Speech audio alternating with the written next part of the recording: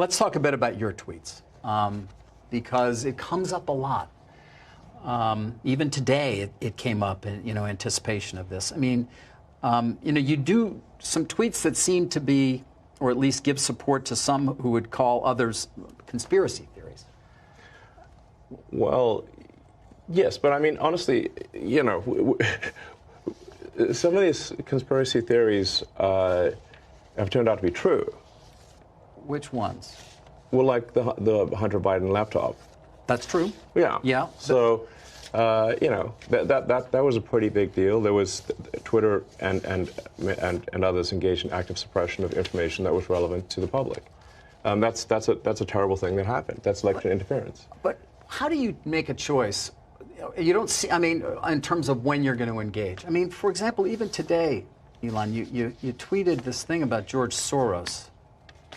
Well, I'm looking for it because I want to make sure I quote it properly. But I mean, you know what you wrote. But you basically. I said it reminds me of Magneto. This is like, calm down, people. This is not like made a federal case out of it.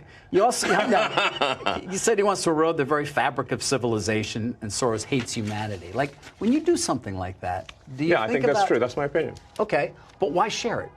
Why share it? Especially, why share it when people who buy Teslas may not agree with you, advertisers on Twitter may not agree with you? Why not just say, hey, I think this. You can tell me. We can talk about it over there. You can tell your friends. But why share it widely?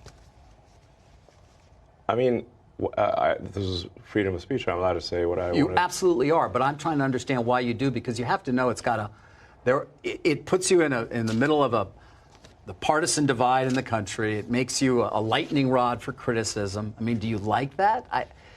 People today saying he's an anti-Semite. I don't think you are. No, I'm definitely. I'm like a pro-Semite, if anything.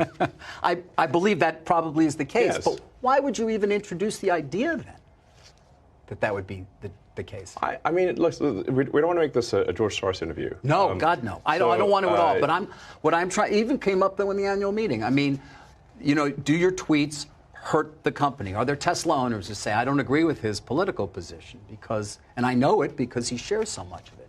Or are there advertisers on Twitter that Linda Yaccarino will come and say, you got to stop, man. Or, I can't get these ads because of some of the things you tweet.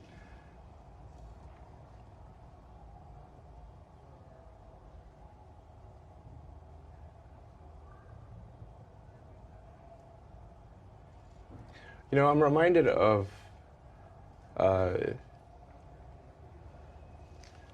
there's a scene in The Princess Bride. Great movie. Great movie. Where he confronts the person who killed his father. And he says,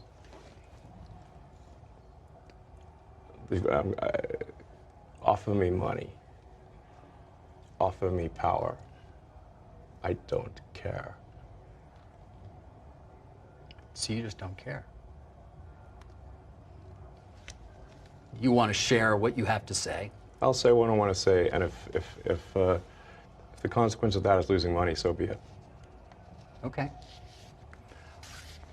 But I mean, when you link to somebody who's talking about the guy who killed children in a mall in Allen, Texas, and you say something like it might be a bad psyop. I'm not quite sure what you meant, but. Oh, in that particular case, there was somehow that's not that that obviously people were killed, but it was, I think, incorrectly ascribed to be a white supremacist action, and the evidence for that was some obscure Russian website that no one's ever heard of, that had no followers.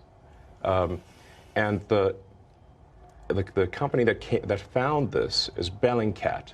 Right. And do you know what Bellingcat does? PsyOps. Right. I couldn't really even follow exactly what it was you were trying to express there, so that's in part why I was curious. I'm saying that I thought the ascribing it to white supremacy was bullshit. Okay. And that the information for that came from an obscure Russian website and was somehow magically found by Bellingcat, which is a company that does PsyOps. And there's no proof, by the way, that he was not. There's no. I would say that there's no proof that he is. And that's a debate you want to get into on Twitter? Yes. Because we should not be ascribing things to white supremacy if it's false.